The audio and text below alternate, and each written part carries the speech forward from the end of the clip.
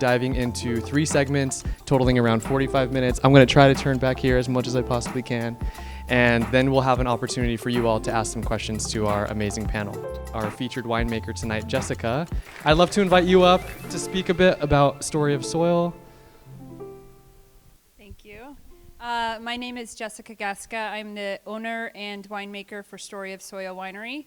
And I think most importantly, especially for Hispanic Heritage Month, is that I'm one of the very few Latina women winemakers in all of the country.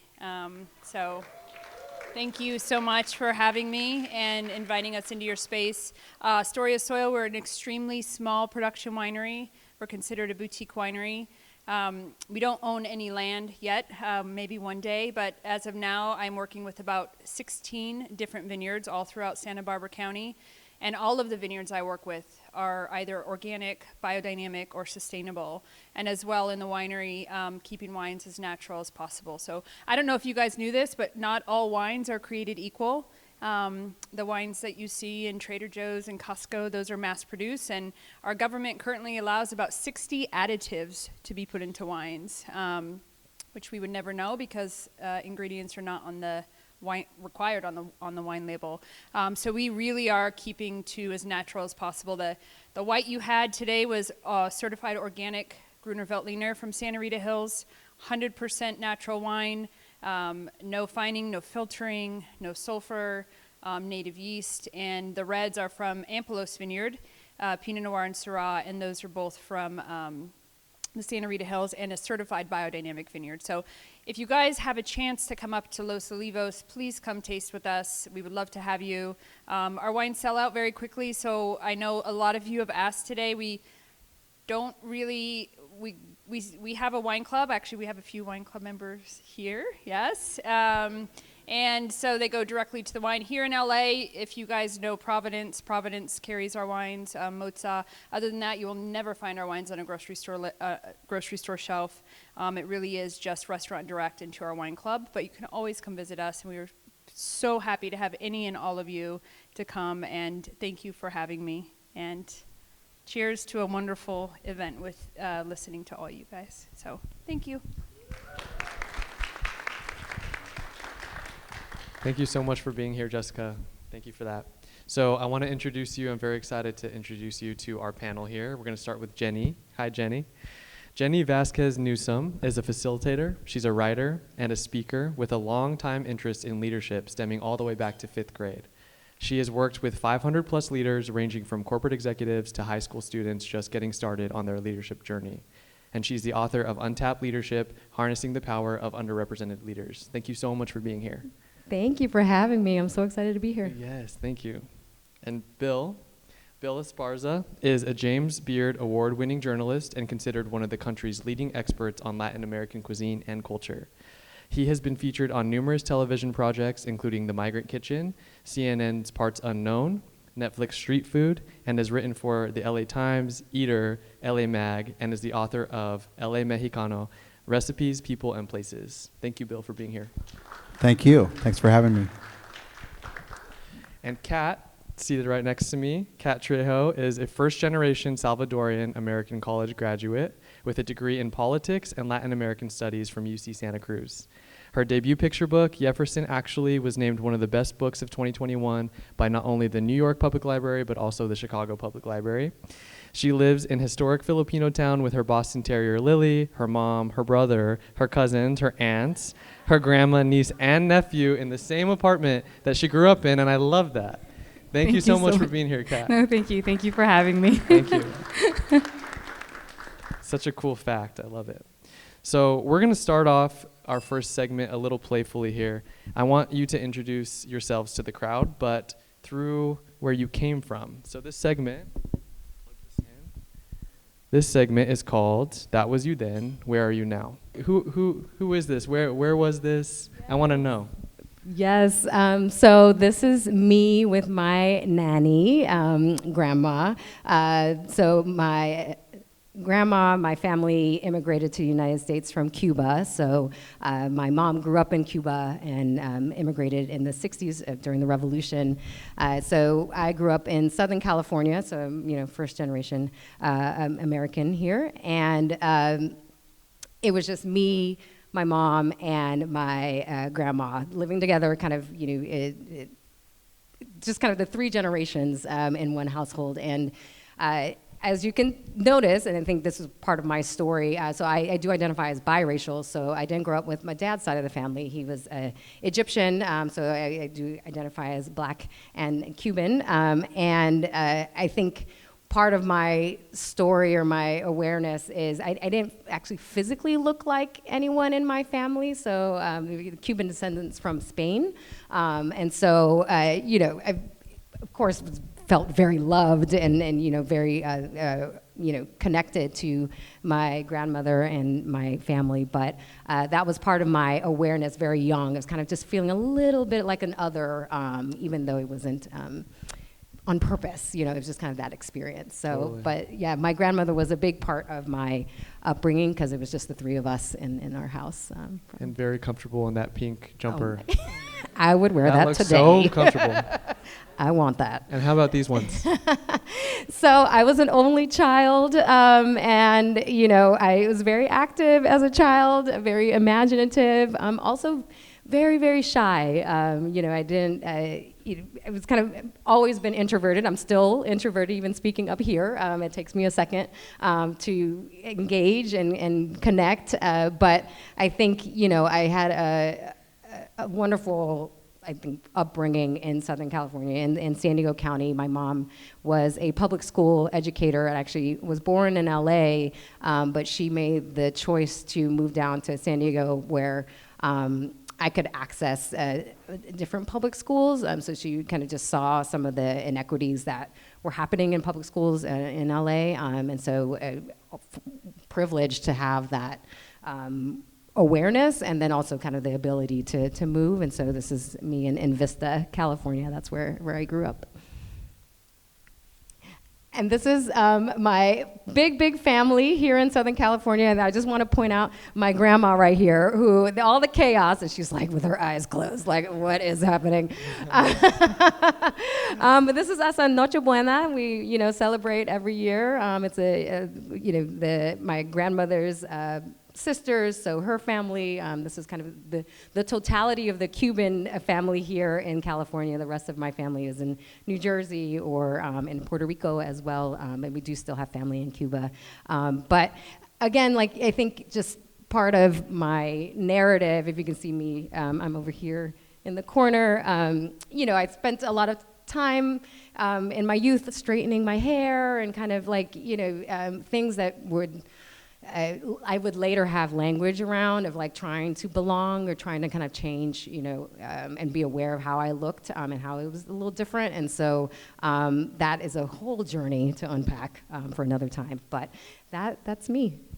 Thank you so much. And I'm curious, so we know where you came from, at least through these beautiful photos. What is it like to walk in your shoes today, 2023?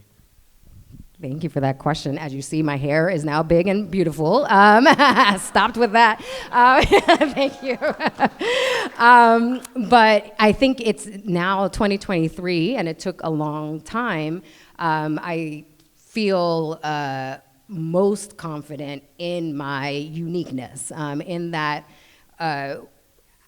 experience of feeling like an other when I was young that kind of had me go inward. I now see it as a superpower, and it's just kind of this unique view of the world. And I think that's where I'm really doing this work around untapped leadership, that there's a lot that we, I think, carry from perspective that maybe might not be what everyone else's perspective is, but it's essential and it has an impact. And so I'm really kind of leaning into that now in 2023. So I'm happy with where I was and I'm happy with what I'm at now. Thank you. Yeah, I can't wait to dive into your book in a bit. Thank you so much for that. And Bill, thank you. Thank you so much. All right, Bill, you're up. Look at this. I love this photo. Tell us a little bit about this. Who is this? This is me with my father and Ignacio Esparza. And So it's kind of funny, my dad arrived here in Mexico at 1 year old from Aguascalientes. And at that time, there was quite a bit of racism.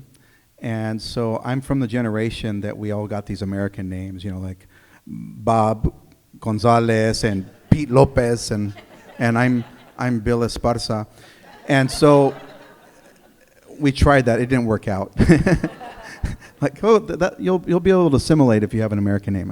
Didn't work. But and so my dad, for the nickname for Ignacio is Nacho, and he did not like, so back then, if you were a Spanish speaker when he was 5 years old, they put you in, a special education school. They used the R word for it back then.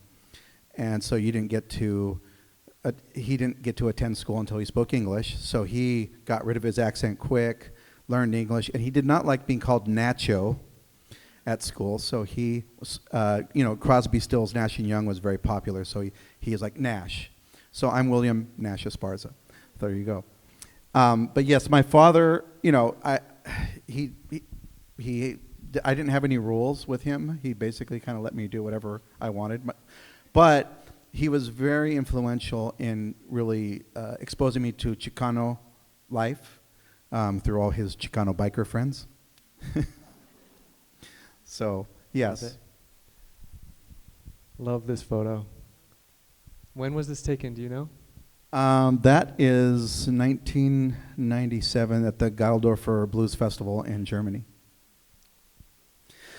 Expand on that. Yes. So my dad, the other way he was influential is he played music all night long. My dad, I want to say my dad probably had like ADD or something. So he could not sleep without the music playing all night. So we listened to, this was the 70s. I'm 54, so it was like Santana and Earth, Wind and Fire and Tower of Power, and I was and I was hearing all this music all the time, so I gravitated towards the saxophone. And in fourth grade, a music teacher came to my class, and I was like, how do you get into this music thing? And this teacher showed up, and which is really weird. I just connected with her on Facebook just recently, but they were like, who wants to join the band? I'm like, oh, I want to do that. And so I started on the flute, but then by sixth grade I learned the saxophone, and I ended up having a 20-year professional music career, which is how I got into food writing. I know, I love that. When we chatted one-on-one, I think it's so fascinating, that story. We'll be heading into that. When you're on the road, you can do drugs, or you can be depressed in your room, or you can go out and look for food, which is what I did. Good choice, Bill. Good choice. What about this one? That's me with my grandfather, also Ignacio, and he actually grew up partly in Aguascalientes and partly on a ranch in California, and so they were both sides. But I think one of the things that for me, I think if there are other Mexican males in the family, but I was the oldest son of the most favorite son, so I was very spoiled as a kid.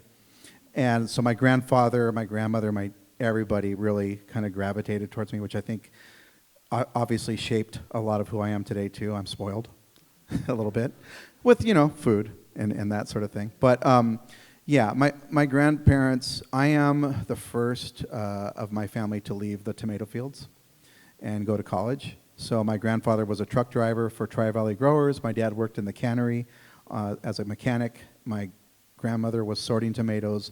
My cousins were in the fields. So but because of all that was going on culturally in the United States at that time, my time at my grandparents' house was Mexico for me. Okay, I think we got one more for you, Bill. This is me and my sister, who's right over there, and my cousins, who are also very important to me growing up. And I'm still actually, we just got together a couple times this summer, going out to dinner. So, I think in Mexican, Latino cultures, Latinx cultures, whatever term you might use, we have these big families and family reunions, and it's really important to keep in touch with family. So I'm very happy that my cousins, Noreen, Monica, and my sister Raquel, were still very close. I love it. Yeah, I love that photo. So thank you for that. What's it like to be Bill Esparza now in 2023?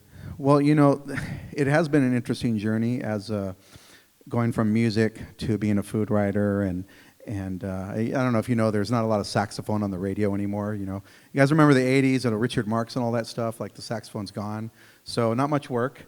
But I found food writing. And I still do music. I still play, but in 2023, after all my experience, I ended up being the white-skinned, and I'm a light-skinned Mexican, and I have this privileged position now. I do a lot of television shows. I've probably done more television shows than anybody among my peers, but now I'm like, what can I do with that? And so for me, it's taking that light brown privilege and helping out indigenous, Afro-Mexican, other communities, and also making sure that whatever I'm involved in, that we're focusing on our community, not people that are outside the community. So that's where, like, okay, I'm hearing all this talk from different groups, and Chicanos. You guys have heard the term Chicanosauras? So people are like, they hate the Chicanosauruses. I'm like, okay, well, I'm a good Chicanosaurus, and I am that age and I'm that generation, but I'm also pushing back on that group and saying, no, we're not going to be this way, and we're not going to carry on the negative things that come with that. So that's what I'm doing right now with it. That's like, okay, I can be the Chicanosaurus, but also do what's right. And use your platform. Thank you. Thank you so much, Bill. All right, Kat, we have some photos. I want to know, so this was, what, May 13th, 1995, it looks like. 1995, yeah, I was 1. I'm a pretty big girl. So this is, well, I just also thank you both for sharing, because I think there's so many similarities, the big families, the grandparents, so it's really great to connect in that way. But so that's my beautiful mom in a Canadian tuxedo, an outfit that I recreate often. And then she's holding me right there with my bowl cut. And then these are my cousins, the cousins that I grew up with, like the ones that I still live with and are consistently around are the ones on the floor. And then those are my other cousins who live in South Central, they were the only ones who had a house. So we would always go, South Central. So we would go for Christmas, Thanksgiving. So when we had the big reunions and the family stuff, it would always be at their house. So this is I don't even know where this is. It must be at their house. But yeah, I really love this picture just because, it's we're all little and my mom's there. And yeah, and I think it's just a good representation of how we've kind of all stuck together and have been together, even if we've been apart. There's always been some sort of connection. But yeah, that's a little bit about them. And I think the next picture, so that's my grandma, and that's my little brother Andy, and then that's me. And this is, we're at the Rose Garden here at the Science Center. But my family, so a little bit about my family. So my family immigrated and was displaced by the Civil War in El Salvador. So they came here in the 80s. And we've been here ever since, and they've kind of moved around from place to place. At one time, they lived in Crenshaw, they were in the San Fernando Valley, and eventually we ended up all the way where we're at now, which is historic Filipino town in Echo Park. And I grew up in a single mother household, but we've all always lived really in proximity to each other, so we're all in the same building, just different apartments, not all together. Because I can't imagine that. But so I grew up with my tias, my aunts, and my mom, and when they came to the U.S. and as they got older, one of their profession was cleaning houses. So that's something that they did. So they worked really, really long hours, all the time. I remember my mom coming home till 8, 9 p.m. We were already asleep. But my grandma raised us. She helped raise us. And a funny story that they always tell us is, obviously we were seeing our grandma do all the mom duties. So we started calling our grandma Mom. And they were like, that's not your mom. So they made the distinction. So they're like, we're mommy, and they're like, that's mama. So we call our grandma mama, and that's our name for her because she helped raise us. So I grew up around a lot of powerful women. I definitely grew up in a matriarch, no men, which is something I'm really proud of, and I think that a lot of the strength and like what I've learned really comes from them. And I'm really proud of that. We also, like grew up in poverty. That was something, and it's still something that we're navigating till this day. I mean, I'm sure you're all aware of the cost of housing in LA. It's terrible. And it's a big reason why we still live in the same building that we do, because it is rent controlled, right? But it's giving us an opportunity to save up as a family, as a collective, and see where it is that we're gonna go next. But that's a little bit about my family. Oh yes, this picture too. So this is my grandma, fast forward, and there she's holding my book. I don't have it with me here today, but here's a picture. And this is my mom, and then this is my nephew, Jefferson. So he's technically my second cousin, but in Latino culture, we just say that I'm his tia, I'm his aunt. It just works out that way. And this is at a small bookstore called La Libreria. And this was like the third day after they had like published my book in 2021. So I was like, I want to see it in a store. So we decided to go to a small owned shop, Latinx owned. And it was just really cool to like have my mom there, especially my grandma. I don't think they really know what I do, but like this was like such a great way to like put it into context and be like, hey, like, my book is in a store, and I am the co-author of this book. My other co-author is actually in the audience. Ro, you could put your hand up. There you go. He's actually my high school English teacher, fun fact. So we wrote this book together, and it's inspired by my nephew, Jefferson. That's his actual name. And it's just a book about a child who, with the help of his family, finds the courage to correct people on how to say his name correctly. So I'm super proud of it, and yeah, I love this picture, and I took it. Is he happy that he's the star of the? Okay, he's in middle school now. He's embarrassed Oh, is he? about everything. He'll be proud. But in elementary school, he felt really cool, Yeah. and like he would talk about it all the time, and now he's like, please don't talk about it. It'll come back around. So, Kat, tell us. So, thank you for that. Those beautiful photos. What is it like to be Kat today? That's a great question. So I always like to say, because I think it's important to talk about this. I'm now going on 4 years of therapy. So it's someone who's really focused on growth and healing. I mean, I'm a first generation.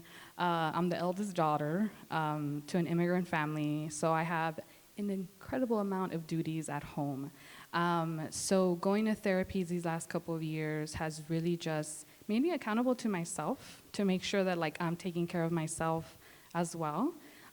Because every day there's like a fire you got to put out at home, especially when it's all fun and games until everyone needs you to like remember their Facebook password or like help you or help them make a call to the doctor. But I think that one thing that I've really learned, especially in the last 4 years, is just like before I can get to them and like what they need, I need to get to myself first so that I can genuinely show up for them in a way that's intentional. So it's a lot of work, but I'm really happy that I'm like finding tools and finding ways to ground myself so that I can keep showing up for my family. It's beautiful. Thank you so much, and welcome, Kat.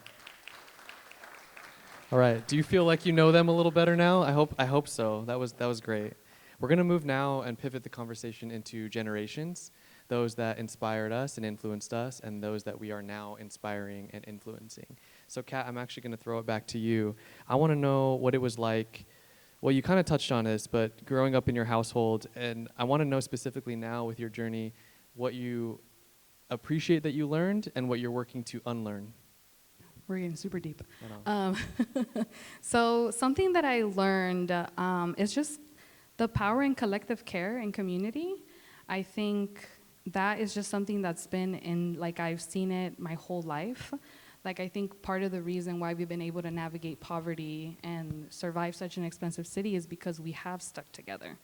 I think that's been one of our strengths. I mean, I'm not saying it's easy. There are like some negatives to being constantly in a collective, but I think there's also a lot of positive, beautiful things that come with it. But some examples I can give was, growing up, I remember if we were like short on money, we had like our local store that was like down the street that's still there, still owned by the same family. Luckily, gentrification hasn't gotten them, and we're hoping it won't. But I remember the owner, her name is Ceci. If my grandma or my mom didn't have enough like money to like pay something fully, like she would just give it to them, and then they would just like owe it for the next time. So I just like the fact that like we were just so close enough with the store owner to be like, hey, like we're gonna support you. And it's just something that I've seen like throughout. Me and my cousin always make a joke that like our building is such a safe haven, because I think so many different families come through it. My grandma's the manager, so we get to support a lot of families. We always try to find ways where it's like, well, hopefully no one knows them, but we'll always find ways to like basically finesse, like making sure people can pay a lower rent, and we'll just like find a way to like make that happen. And then just most recently, like with my high school friends, we like put together a fundraiser like during the peak of the pandemic, just to show like how what I've learned, I try to like apply it now. And we were able to fundraise like $1,000, $1,500 to like help families pay their rent that were like really struggling to pay rent during the height of the pandemic.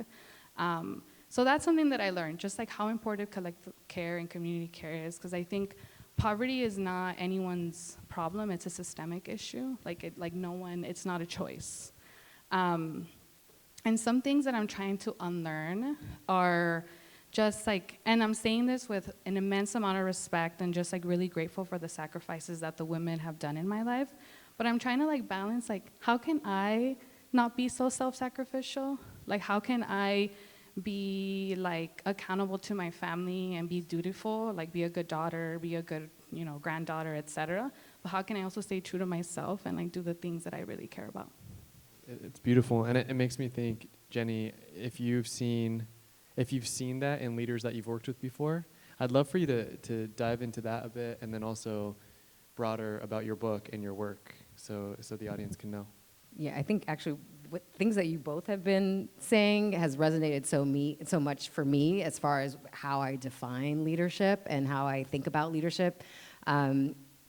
Because I work with a lot of what I call racially marginalized leaders, so leaders of color, and just folks that have often been overlooked in our workplaces, and when we are just not represented in the C-suites or the boardrooms. There's a lot of work to do still, and having that representation. But I think it also comes down to how leadership has been defined before, and for centuries. And we can get into the theories around it. You can read the book; it's all in there. But it really has been created during eras of exclusion. Like the ways that we have defined leadership, particularly here in the US, were built when slavery existed, when a lot of us here couldn't vote, where we didn't have access.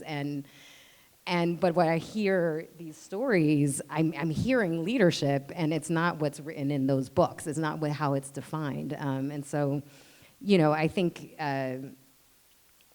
what trying to kind of explore through untapped leadership is that redefinition of leadership, and thinking about the ways you leverage privilege to include other perspectives, to like use those levers in a way that brings in those that are most marginalized, and really thinking about that for ourselves. And so I think that's the definition of leadership. Everything else is like management or all these things, KPIs, all these like business speak things. But the actual leadership is, how we think about our cultural values and how we live them out in the day-to-day. How do we think about collective care even in the businesses? We can rethink how that's all done. And so that really is what untapped leadership is about, really kind of amplifying perspectives and strategies and, insights from leaders that have not been looked to, have not been given the chance to really have the microphone or have the bookshelf space, but yet are doing this work nonetheless. And so we're really trying to bring that out a bit. I'm so glad that you have dedicated yourself to that. I think it's cool. I can see you touching so many lives of the younger generation. I'm really curious, though, who saw an untapped leader in you when you were coming up? Anyone specific? A lot of people, I have to say, and then that's really informed my own leadership journey. And I have to name that a lot of times others will see it, at least for me, in me before I saw it myself. And, you know, there have been folks, either supervisors, either my mom, to be honest, like she believed in me well before I knew any of this. You know, I think there's something about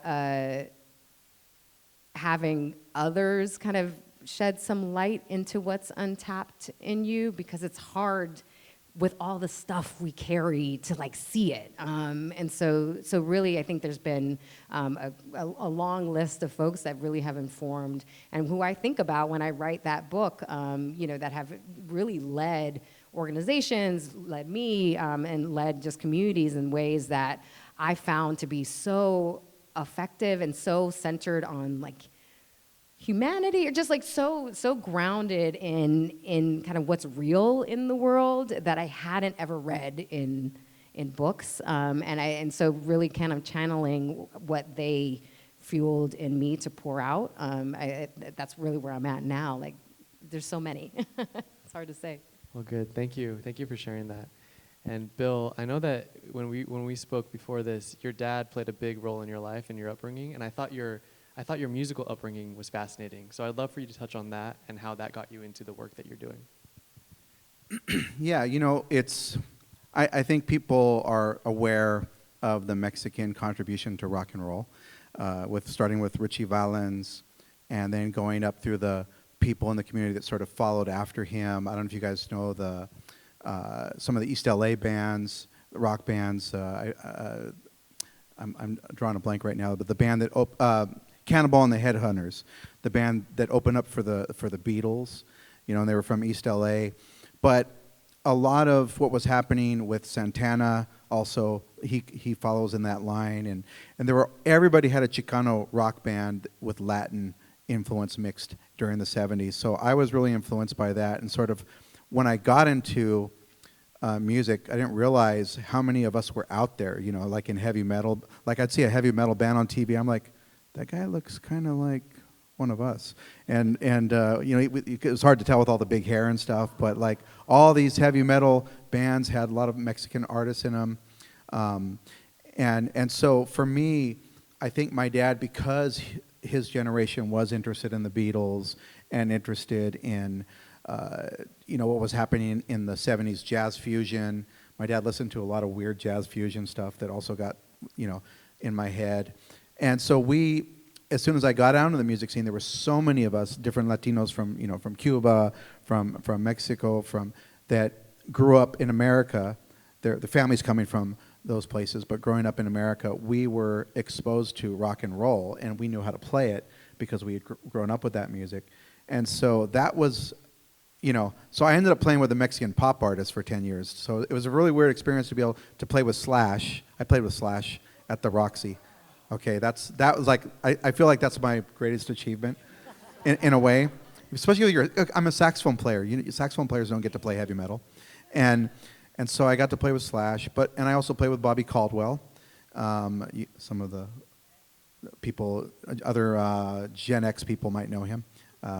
And boomers also. But, you know, and I also played with Maricela, a Mexican pop artist, for 10 years. And that's where I got to start visiting every Mexican state. And again, there was that thing of, I used to drive people crazy. The band leaders always hated me because I was that weird guy that would go off and disappear. And I was never around. I would show up right in the lobby before we had to leave. And sometimes I'd even have to get my own cab because I was at food stalls, I was at markets, and I'm like, if I'm going to be here, I'm going to go check this stuff out. And so I just would get lost. And you know, we call bands, like if there's 5 guys in the band or 7 guys, and we say 7 guys in the band, 7 cabs, because you're on the road with people and they're just jerks. You know, it's hard living with people, and you're especially you're young and you're sharing rooms, and it's horrible. And so I like the best thing I could do was go find some incredible food, and then we'd play these ferias in Mexico. We'd go on after the rooster fights. That's the way it goes in Mexico. Like the multi-purpose arena is the rooster fight arena, and so that goes till 2 a.m. And then the band goes on, and we're done at 5. So it's like the taquerias after that, and sometimes I'd go without sleep and I'd hit the markets, and that was all driven by my dad's just really being into music so much. Like he loved it, and if you look at his record collection, which I have. It's so eclectic, so stuff that you'd have to be. It's weird because he didn't seem to have an ear for music, but he understood it on a level that I think that came into me, more than anyone else in my life for sure. And he just basically just put on a bunch of great records for me, and as I played, I had all these styles in my head, so it was really easy for me. I played with the Matching Shirts band, the Tex-Mex band. I did that. I could play with Maricela. I played with Joan Sebastian. Then I'm playing with Slash, and then I'm playing with the Diane Shore doing jazz. So all that stuff was through, my experience with my dad. My grandparents, he was the only one that could connect with me because my grandparents, if you're older Mexicans were listening to, they would watch Sábado Gigante and Lawrence Welk. I didn't get that, but Lawrence Welk, so it was really my dad more than anyone. And you can stay humble. I'll say this. I think you're very, very influential in your space, in your niche. Have you seen how you've affected the younger generation coming up in the journalism scene and how music and culture all intersect? Yeah, I mean, so again, I do use my platform, and I like to talk about other people more, so it's a little weird talking about myself, but I would say that when I started writing as a blogger, that no one was really covering Latin American cuisines this way. The writers before, they would go to places, but they didn't understand them. They didn't have the connection to the cuisine, and they also weren't going there. I mean, I was literally going through entire states with Maricela, through all of Sinaloa, all of Sonora, Jalisco, and I was getting all these, I was picking up all this stuff, and I didn't realize I was becoming well-known on the regions, well-versed. So when I started writing, it basically shifted the entire Los Angeles food writing scene, because everybody started saying, oh, there's regional places that were always there, and I think people started saying, oh, well, I can do that. I'm a Chicano too, and I eat that food too. I go to that taco stand too, and I like writing. And so I think that started to become a thing, and now there's a bunch of us. We're everywhere, and everybody wants to have. I think in Los Angeles, more than any city in the United States, we write about regional foods a lot better because there have been people in our community that have led that, and yeah, I was part of that, and I'm still doing that kind of. I'm still while everybody's doing birria stories, I'm still looking for. I also am the only one that's writing about Central American cuisines. I just did a guide to the Mercado Salvadoreño on Vermont, and I also wrote about the it's called the Buffet Guatemalteco, which is we call the Guatemalan night market. So I'm looking for Central American stories and any other cuisines that we can broaden this thing. And I take the critics around. So every critic that's ever been here is either looked at my stuff, has gone out with me, or has gotten personal lists from me. So, and it's, there's that activism. It's like, you should check out this place. And so I'm always trying to push these communities that aren't being. I'm like, I was talking to this writer the other day. I'm like, do you know that Salvadorans are like the third biggest group in Los Angeles? So it's Mexicans, Chinese, Salvadorans, and most publications will not even cover Salvadoran food. So I'm like, and I talked to my editor. I go, you know what? Here's the thing. We have this space all to ourselves. So we'll just keep doing it. We're just going to keep on writing about it. So who cares if they don't cover it? Eater LA is going to cover it, I love it. Thank you for that. I think all three of you have been influenced and are influencing people in such special ways. It's clear through your work and through your answers. And this question is for whoever wants to jump on it, but it's 2023 and ChatGPT is writing my emails these days. So we're in a digital world beyond, I think, what we all even know is coming. And I'm curious why you think the written word is still important today. This gets me riled up. So just for context, my background is in education. A few degrees in management. I've been through a lot of school. I like school. And in all of my courses on leadership, on management, the syllabi were filled by those that don't look like me. And so if you think about that, you're in the spaces where you're learning to do the things that you're going to do later, and that's only coming from certain perspectives. And so I had that realization that this isn't right. I don't think that is right, and that carries a lot of power in and of itself. And so I think why I committed to writing a book, there's a lot of ways to kind of approach this, and it could have been a tweet or whatever, or X, I don't know, wrong, no, erase that part. But to actually put something in print that is a different narrative, it expands the story, it really challenges the dominant perspectives, and it is physical, it's print, it will not go away, I think was an important piece for me because, we do live in this world where we see things and they disappear, and we see things and disappear, but we're sitting on a foundation of written word that has been really only centered around a certain perspective, particularly, again, in the business and the leadership space, but we can maybe think even more broadly there. And so that's where I always will champion the written word because it carries weight. It outlasts us. And thank you.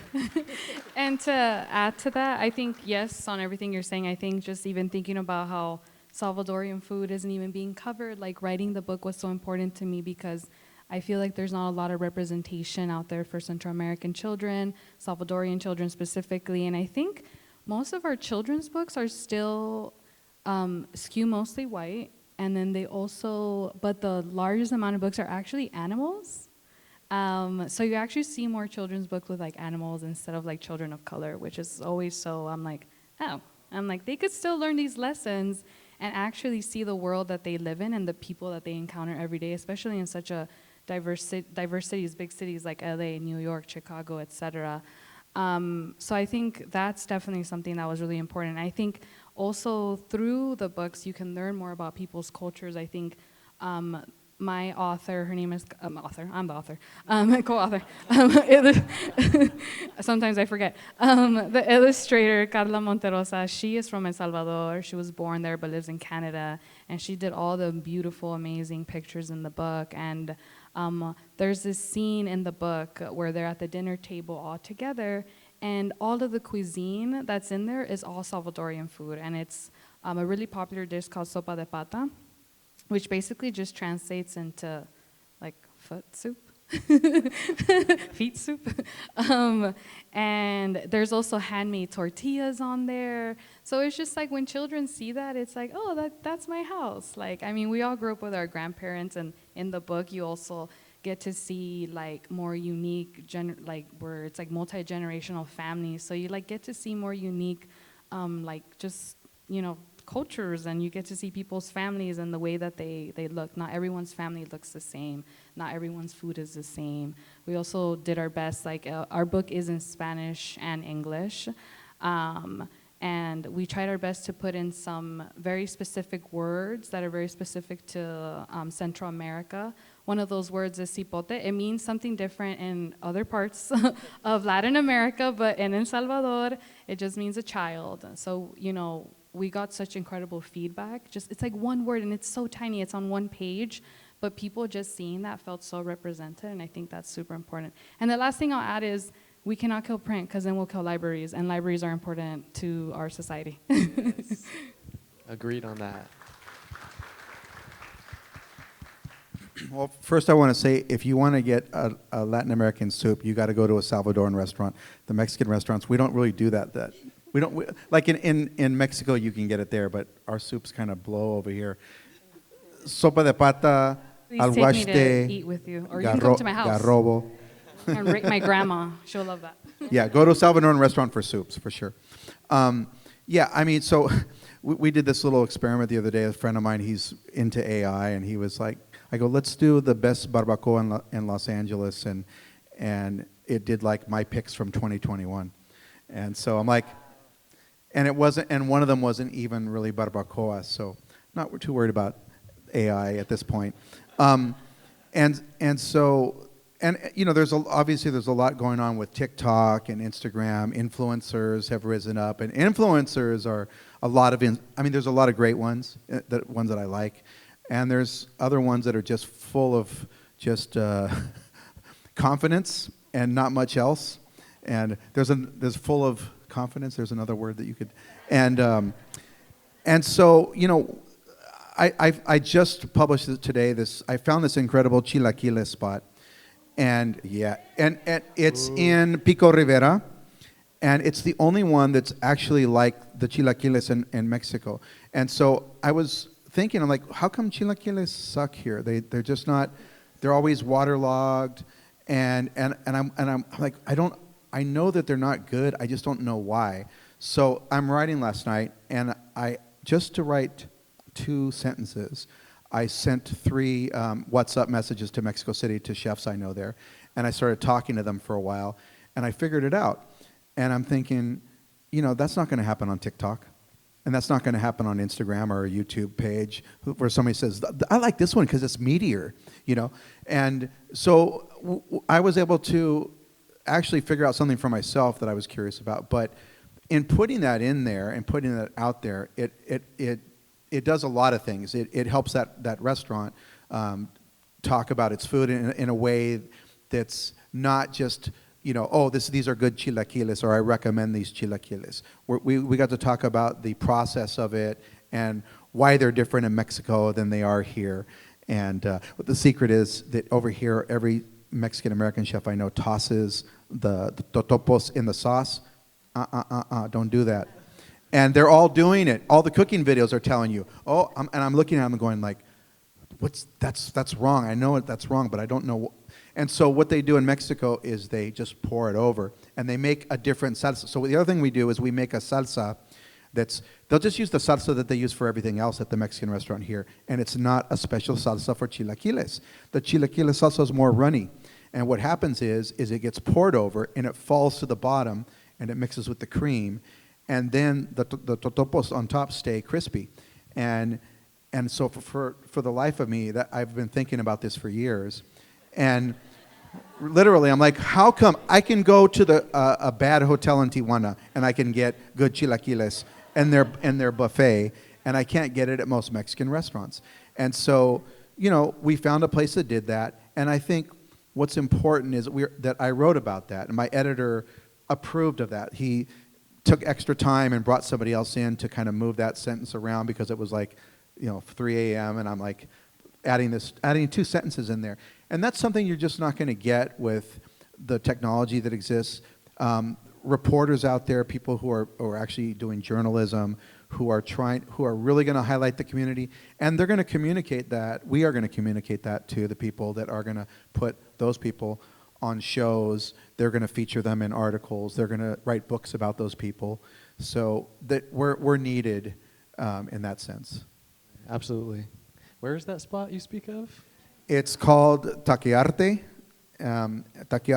California, and it's in Pico Rivera. It's the Better Call Saul strip mall type place, and it's under a bakery called I forget what the bakery's called, but you can barely see the sign. And it's this couple from Mexico City, and they literally moved to Pico Rivera with a dream of opening. They actually do tacos too. So they do tacos and they do chilaquiles. The wife does her chilaquiles recipes, and he does the tacos. And they came here just to do this, and they're amazing. Wow.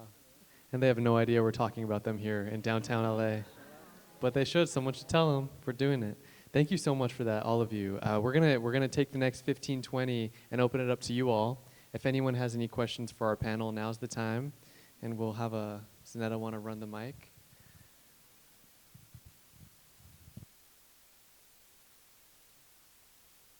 Music training.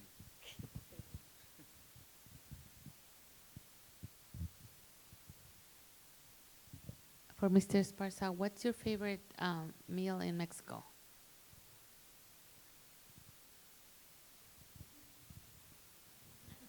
Well, in general, my favorite food is mariscos. So I don't care where I'm at and what kind of mariscos, but the freshest and the most high quality mariscos are in Baja California. So I would say one of my favorite places to go is at La Guerrerense in Ensenada, or another street stand, or Popotla, all the different puestos, carretas in Ensenada, and also the Valle de Guadalupe, which is part of the municipality. But you're getting world-class clams, and I think for me, if you know food, you know that clams are better than oysters. And oysters are amazing. I'm just saying clams are better. And I don't know if you guys have heard of callo de hacha. So callo de hacha is like even, the sushi master goes, yes, that's a good clam. So they have the callo de hacha there. So that's where I want to go. And there's also a beach in Valle de Quino, Sonora, where they have the callo de hacha fresh in the shell, and they open it up and serve it there. So yeah, that's where I want to go.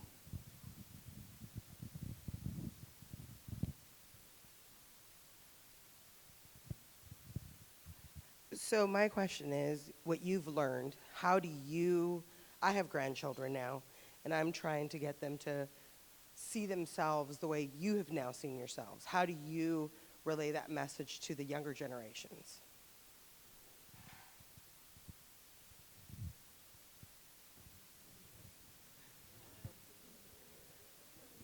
That's a really good question. So I think I'm not a mom, but I've worked with children my whole life, and it's something that I'm super proud of. My first job in college was in daycare, so I can do everything, make bottles, all the things. But I think one of the things, and I've learned this from children, is that children are truly not extensions of their parents or adults. They really are individuals. And I think allowing them that agency and to be individuals and to be unique in their own sense, it's a really important part of that. I think always starting with that first is always really important. And I think I always say, children, as we get older and as we become adults, I think what happens is if you're not a parent, and even then if it's just your children, we're not around children a lot. We don't talk to children a lot, and it's actually really important. And signs of a good, healthy society is actually seeing children play outside. I think a bunch of urban planners talk about this all the time, where it's if kids are playing outside, oh my God, that's a really great community. But I think first just having just seeing children as individuals with agency is a really important part. And I think children will tell you who they are and the things that they really care about. Feeling seen first is really important. And on the cultural stuff, I think reading books is great. I think it's a great way to introduce them to other cultures and groups, and just really encourage them to read books that aren't always about their lived experiences is something that's really important. And there's so many more diverse books out there now than there were before. I think people always ask me well, what's your favorite book growing up? And I'm oh man, there was no, Rainbow Fish. There wasn't a lot of diverse books, but now there's books about one of my favorite ones right now is Plátanos Are Love, written by an Afro-Latina writer, and it's just about literally how plátanos are love, and it even gives you a recipe on all the different ways that you can fry up plátanos, and it's such a beautiful book, and I don't think I would have ever seen that like before, but books is a great way, and I think just always just validating children and giving them agency is like the other. So I'm a mom of 2 young kids, Chase, who's 7, Maeve, who's 3, and you know, I did a lot of this work thinking of them because, you know, I started writing, honestly, at the heels of George Floyd's murder. It was just a moment of real, like, thinking about, you know, this is not the world for them to be in and to really think about. And so from like the leadership lens, I really do think that like your leadership identity starts to form really young as a young person. And I think about, you know, how can we cultivate the leaders that exist in our kids, you know, like we somewhere along the way, we start to kind of tamper that down, either through the educational system, maybe even familiar systems, like, you know, like really kind of taking away agency in, you know, subtle or maybe not so subtle ways. And so I think for me, it's really kind of being consistently aware of how to pour into, again, my kids are kids of color, you know, navigating the world and all the things that come with it, and that those big problems are not going to go away very easily. But how do you do so in a way that validates their experience and their perspective and their whatever's coming out of them is validated, any of it. And that's really, you know, on the very micro level, that's what I try to do. That's good. We'll do one more. I think we have one here, yeah?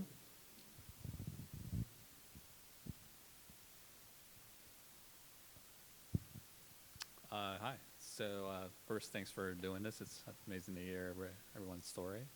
And so my question is, I was wondering if you could talk a little bit, just all of you, it seems like you're all first generation, or you have parents from other countries, right? And myself included. So my question is, you know, for myself personally, you know, my family's from Mexico, and so I grew up in the States, et cetera. And I was wondering what your experience was like. You know, for me personally, if I go to Mexico, you know, sometimes I don't get fully accepted 100% as Mexican because reasons. And then at the States, growing up, there's a little bit of low-class racism here and there, et cetera. So I grew up with a little bit of a, you know, identity crisis in a bit, where you don't really feel like you belong one way or the other, et cetera. And I thought I was the only one, but then, you know, as I'm older, I realized, no, I'm not the only one, but you grew up in this little bit of a micro culture, whatever you want to call it. I was wondering what your experience was like, if you felt the same way. Do you go back to your home countries? Do you feel 100% accepted or not? And what's that experience like?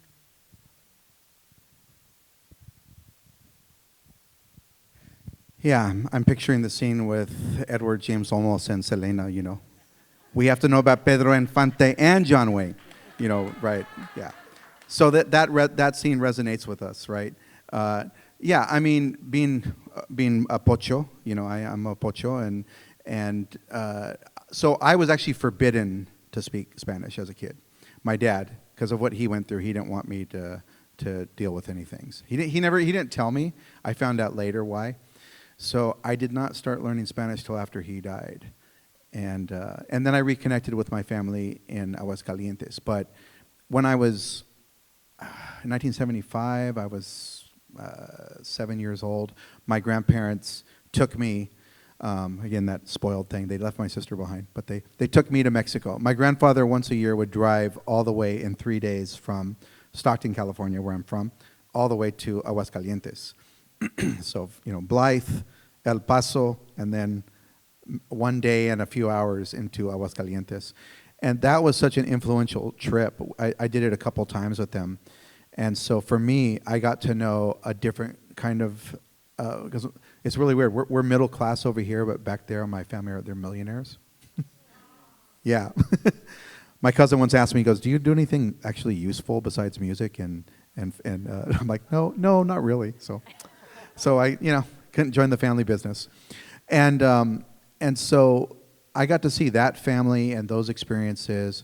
But for me, it's sort of like going through that as a kid. Yes, a lot of my friends, especially when I was in middle school, were white. I was in honors classes. I was one of the only Mexicans in honors classes. I was also in band, you know, and so I was around different groups of kids, and so kids who were recent arrivals would try to pick fights with me for hanging out with that other group, and so I did go through that, but you know, over time, just my experiences, I think it's partly why I'm using it now today for this food thing.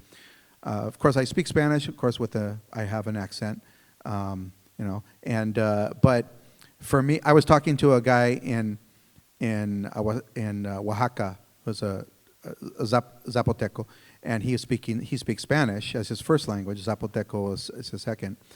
And he was like talking to me about my Spanish. I have to really, really like focus to really fix my accent. Otherwise, it starts to slip. And so he said something because I didn't know some word. And he started. I go, hey man, we're both speaking colonizer languages, so like shut up. You know. So like So I think that's my point of view. Is it doesn't matter. You're Mexican no matter what. And I don't really care about that stuff anymore. I know where my family comes from. You know, I grew up with a Mexican family. I had a Mexican experience here in the States. But you know, we're born here, and you're going to speak the language of the community. It's not any different. They're speaking the language they grew up with there. So for me, it's just, you know, it doesn't really matter, and I don't really care about that. And people, you know. I'm focusing that energy not on defending myself, but helping other people, you know. I can handle it. I'll add, so that's a good question, actually. I was born here in LA. I never claim or, like, the immigrant experience is so unique, and it's not something that is, like, nowhere near me. And I always say, like, there's this saying where it's like, oh, my mom came or my parents came, like, you know, to the U.S. for a better like life for me. I wasn't even a thought.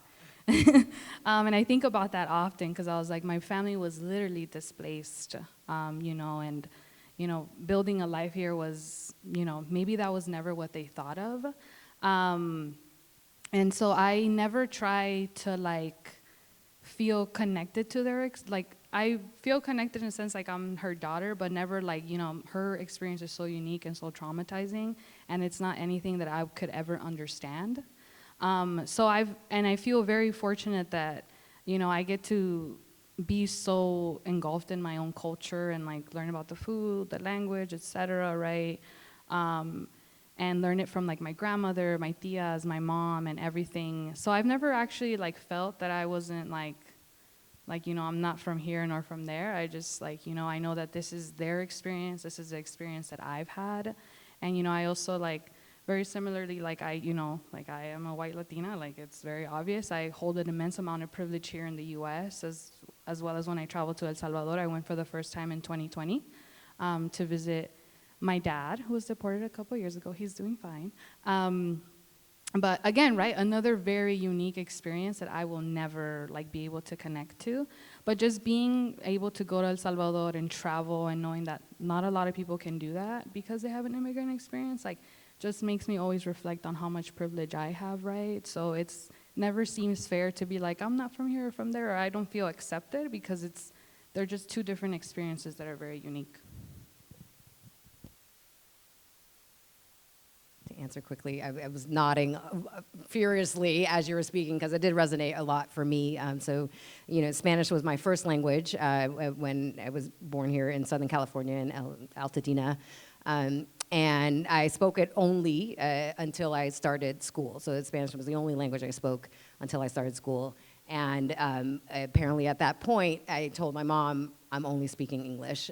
So I had made the choice, and I think, again, in retrospect, I didn't have the language for it. I was just trying to belong. I was trying to, you know, I was assimilating to everybody else. And so now I want to speak English. And, you know, lost my Spanish then. So I understand it fully because my family kept, you know, speaking to me. But it's, you know, one of those biggest regrets of life, and really trying to learn and later in life, and it being really hard, or just the accent. No, I couldn't get past my accent. It was very, very hard.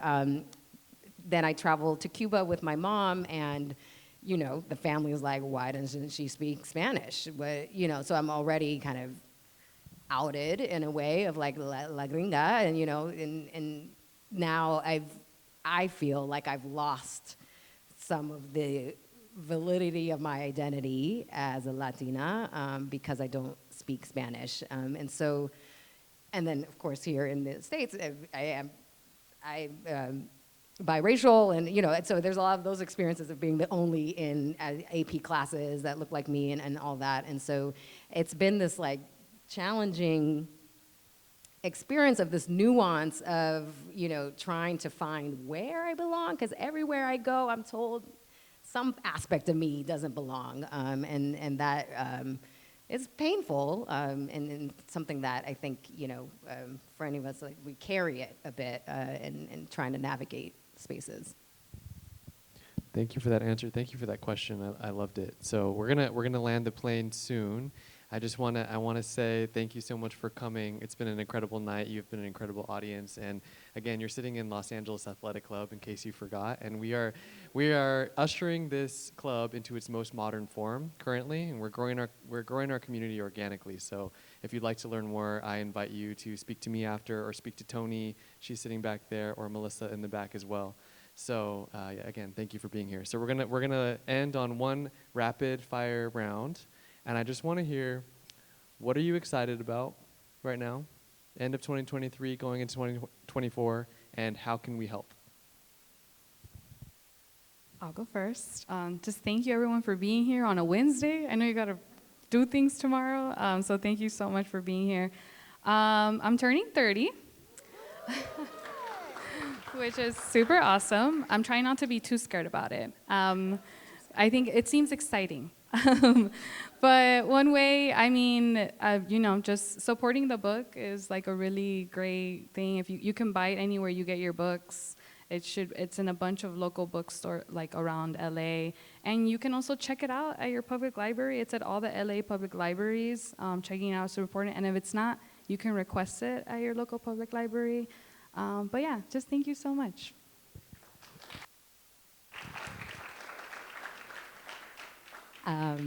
Well, I'm excited about, continuing this work with Untapped Leadership. I operationalize it through an organization that I founded called Untapped Leaders. I'm a year into the work. It's, hard being a woman of color founder of an organization, trying to shift huge systemic narratives, but I'm excited about it, so I'm energized. And so I appreciate you all listening. That has been such a support in kind of thinking about, our just respective lanes and doing that. And the book is for sale. Please do support in that sense. That is a great help. And yeah, thank you so much for the thoughtful questions and conversation.